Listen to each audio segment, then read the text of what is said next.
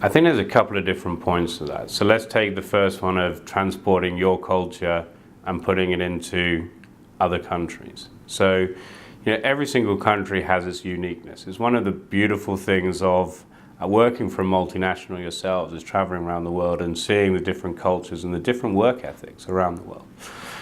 So, first off is you have to understand that, and just to be able to go into a country that has different, a different historic history, different social point of views, different economic point of views to your own, it's very dangerous to go in and say, hey, we can make this, our own culture, because, you lose the people. The people don't relate to similar cultural values as yourself necessarily.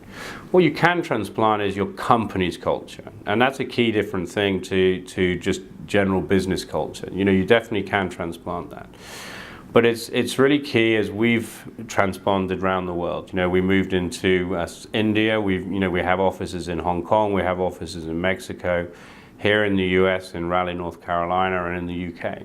Very different countries, very different cultural habits, and in some cases different languages as well. So you really have to pay very sharp attention to that. And it's a very good point, specifically for multinationals and very relating to payroll, because even language, terminology is meaning different things.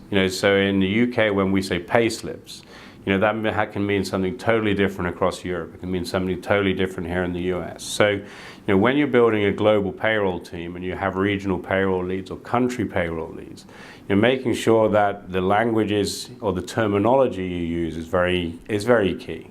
But also from a perspective of when we're rolling out projects, it's the same challenges, is to making sure that the communication is key with the client and understanding the key objectives of that.